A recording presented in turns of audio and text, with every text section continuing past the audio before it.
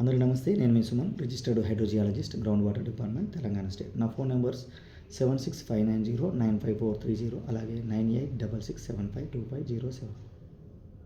మనం దాహం వేస్తే నీరు తాగుతాం కదా, మరి నీరుకి ఉండే లక్షణాలు ఏంటి, అసలు నీరు ఎలా పుట్టింది, దాని వయసు ఎంత, అది ఎన్ని రకాలుగా ఉంటుంది, దాంట్లో నీటిలో ఉన్న ఆటమ్స్ ఏంటి, ఎట్లా తయారవుతుంది అసలు అనేది ఒక క్లుప్తంగా మనం డిస్కషన్ చేస్తే, ఇది న్యాచురల్గా భూమి మీద పుట్టింది, భూమి మీద మాత్రమే ఉంది ఈ నీరు.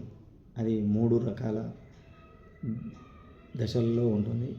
ఇప్పుడు మనం రోజు తాగే వాటర్ ఉంది కదా, అది రూమ్ టెంపరేచర్ దగ్గర అది లిక్విడ్ స్టేట్లో ఉంటుంది.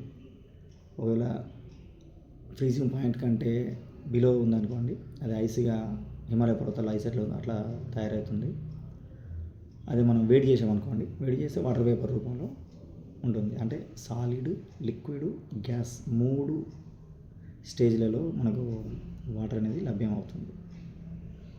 అయితే ఈ వాటర్ అనేది 2 మూలకాలు ఉంటాయి, వాటి యొక్క సమ్మేళనం H2O అంటే అంటే వాటర్ ఏదైతే మనం తాగుతున్నామో దానికి ఉన్న కెమికల్ ఫార్ములా వచ్చేసి H2O, అంటే 2 హైడ్రోజన్ ఆటమ్స్, 1 ఆక్సిజన్ ఆటం. ఈ 2 జాయింట్ అయ్యి మనకు వాటర్ అనేది పుడుతుంది.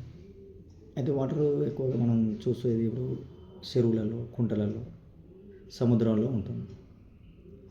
సముద్రాలలో ఉన్న వాటరు ఉప్పు నీరుగా ఉంటుంది కాబట్టి దాన్ని మనకు వ్యవసాయానికి కానీ మనం తాగడానికి కానీ ఏ విధంగా ఉపయోగపడదు. కాకపోతే చేపలకు అదొక నిలయం.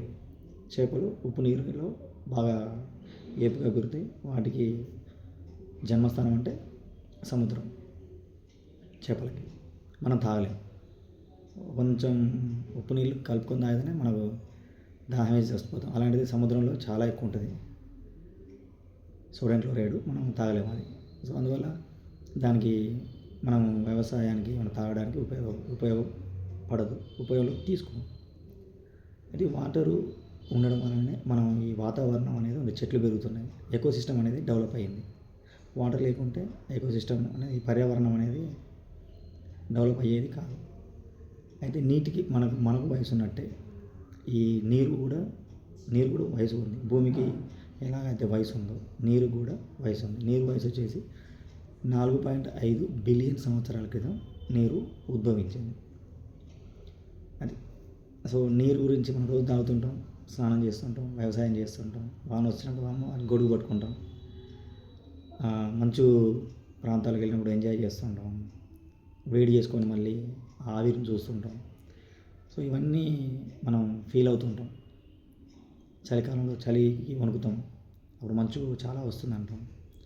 మంచు రోడ్డు మీద వెళ్తున్నప్పుడు మంచు కారణంగా యాక్సిడెంట్ అయినాయి అని చూస్తుంటాం, పేపర్లలో చదువుతుంటాం. ఐస్ అనేది మనం ఫ్రిడ్జ్లో దాన్ని చాలా చల్లదానికి 0 ఫ్రీజింగ్ పాయింట్ చేసామంటే అది గడ్డలు ఏర్పడతాయి. సో ఇదన్నమాట వాటర్ గురించి ఎక్స్ప్లెయిన్ చేయాలని అనిపించింది. ఈ వీడియో చేసిన నచ్చితే లైక్ చేయండి, నచ్చకుండా డిస్లైక్ చేయండి, కామెంట్ బాక్స్లో కామెంట్ చేయండి. Thank you.